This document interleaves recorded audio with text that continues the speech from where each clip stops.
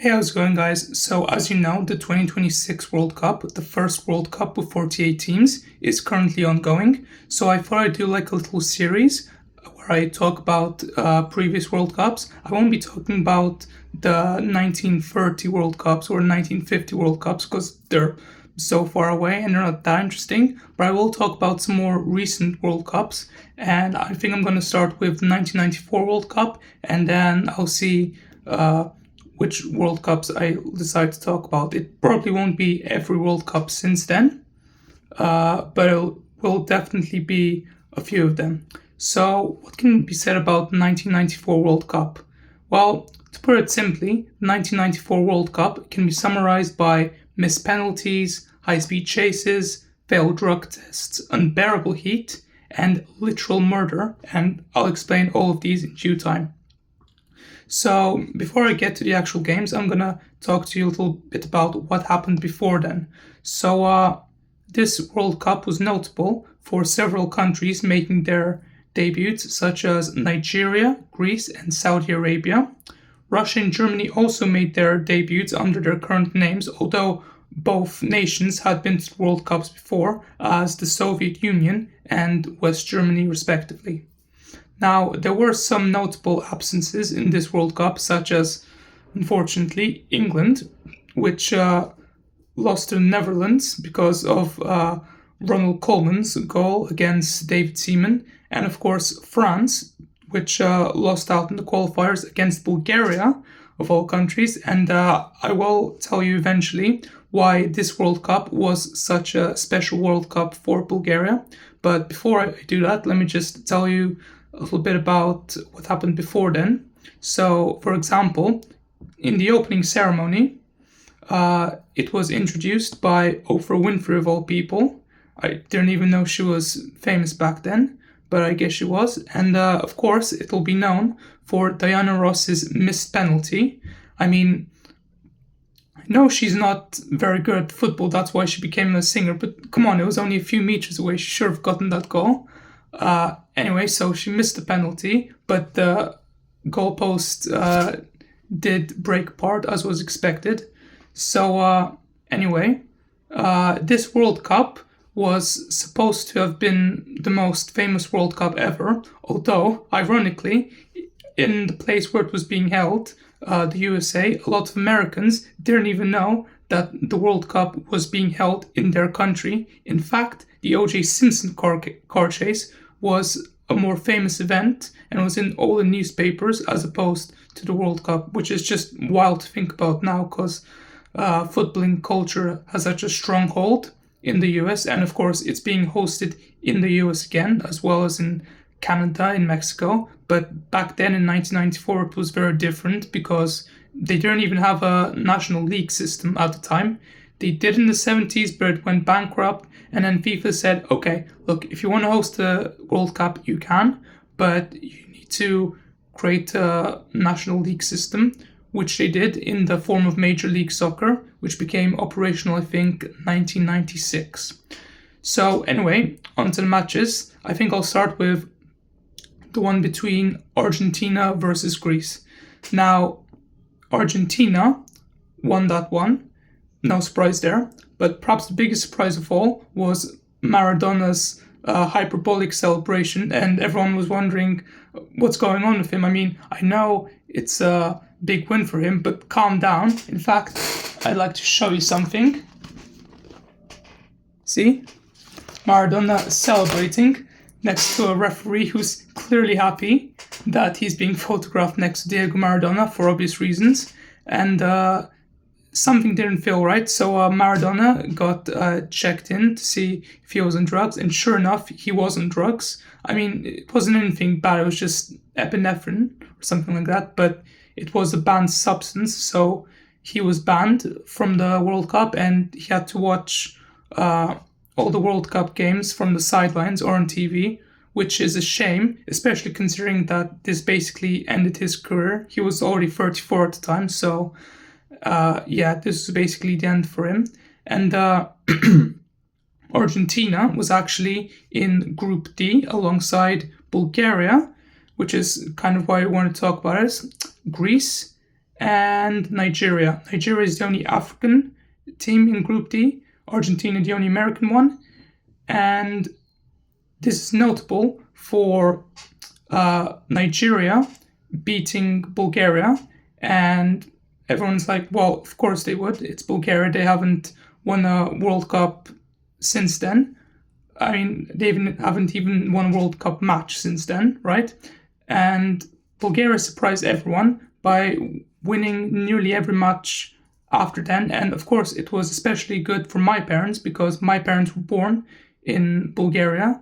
It was actually because of this that this is the first World Cup that my mom watched, because my mom wasn't even remotely interested in football. But because of how spectacular Bulgaria was in the World Cup, she watched it. So anyway, Bulgaria worked its wonders by beating Greece 4-0 and by beating Argentina 2-0. Of course, it helped that Maradona had just got busted for drugs and the Argentinian team was low in morale and without Maradona, but nevertheless, it was very great. They ended the group run second behind only Nigeria, which is good in of itself because, like I said, Nigeria was a World Cup debutant at the time. So then in the round of 16, they went against Mexico, and this is considered kind of a hard match because Mexico is considered quite a good team in terms of football. But Mexico is one of these teams where they're very good in one World Cup, but not so good in the other. And it just so happens that in this World Cup, they weren't that good. They beat them on penalties. And then in the quarterfinals, already the furthest they've ever gone in a World Cup competition, they were against Germany. Now, many people thought that this was where the line ends for Bulgaria, because how could they beat Germany? They were in the winners in the previous World Cup, although it's more to note that in the previous World Cup they were West Germany, and it's the first time where a unified German team competes in the World Cup. I guess you could say that's the reason why they weren't that good at this World Cup, because there was still a huge gulf between the West German players and the East German players. But they were still a pretty good German team. However, Bulgaria still beat them 2-1. And then in the semi-finals, that's where Bulgaria's luck kind of run out, because they lost to Bulgaria. They lost to Italy, 1-2. It was only one goal, and it was against Italy, who at the time were basically football powerhouses. They won the World Cup 12 years earlier. They would win another World Cup 12 years later, and it's nothing to do with the Italian team today, where they weren't even able to qualify for 3 World Cups in a row, which is just mind-boggling. Italian football was just on an entirely different playing field back then. And then the third place final, they lost again to Sweden, ultimately entering them into 4th place. But in Bulgaria's defense, Sweden was undergoing a bit of a golden generation at the time with Martin Dahlin and Henrik Larsson and what's his name? Roland Nilsson, who was actually one of the first ever Swedes to play in the Premier League. He was actually playing for Sheffield Wednesday at the time of the 1994 World Cup, which was actually the first World Cup after the formation of the Premier League, which is kind of a cool fact. And even though Bulgaria managed to get into fourth place, everyone in Bulgaria celebrated, including both my parents. And this resulted in Stoichkov, alongside Oleg Selankov of Russia, being awarded the Golden Boot, the first and only Bulgarian to do so, for being the joint top scorers in a World Cup tournament. And it's the only time in World Cup history where both the top goal scorers in a World Cup tournament were from Eastern Europe. It never happened before or since. Usually if they were from Eastern Europe, it will only be one person. So that's pretty good in my opinion. And this also resulted in Hristo Stoichkov becoming the first and only Bulgarian ever to win the Ballon d'Or, which is like the highest individual football trophy you can achieve. So good for him. This World Cup also saw many other things, such as Roger Milla becoming the oldest goal scorer in World Cup history at the age of 42. It is, by the way, record he still holds, and a record he'll probably continue to hold, because the oldest outfield player at this World Cup, Ronaldo, obviously, is 41 years old. So, he's off by a whole year. That just isn't going to happen.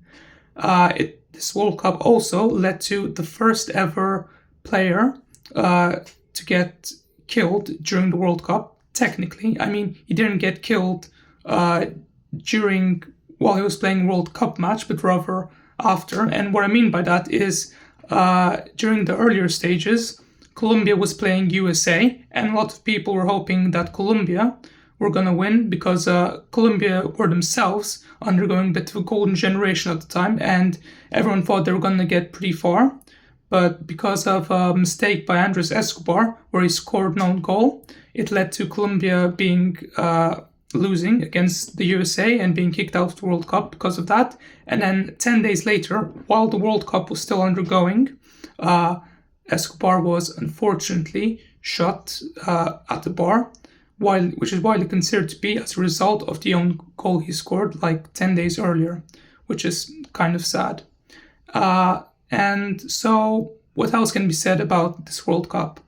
Well, for one thing, this World Cup was the first in which a goalkeeper was penalized for handling the ball, because in the previous World Cup, 1990, it was good, but very unimpressive. And the main criticism was that there were too few goals being scored because there was so much stalling, and goalkeepers kept passing to other people and the players kept passing to goalkeepers, which coincidentally is actually how Denmark won Euro 1992, becoming the first Scandinavian country to ever win the Euros.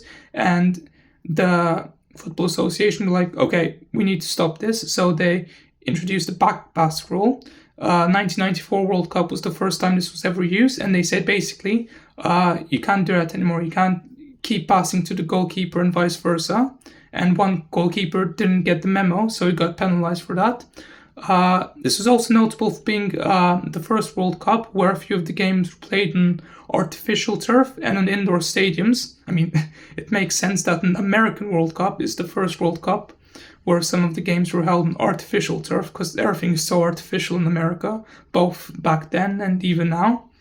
And I guess you could say that this was the first truly commercial World Cup, what with all the video games and songs and souvenirs, and the fact that for the first time in a World Cup tournament, McDonald's was being advertised on the stadium billboards, because before stuff like Coca-Cola and Philips and Fujifilm were being advertised, but not McDonald's. This was the first time McDonald's was advertised. I'm not saying I like McDonald's, I'm just saying it's a pretty cool fact. And this is also notable for being the very last World Cup to be played in a 20-team world format. To put things into perspective, the current World Cup has 48 teams, so basically twice as much as the one in 1994. So anyway, that does it for this World Cup. I'll see you in the next video talking about our next World Cup. Bye guys.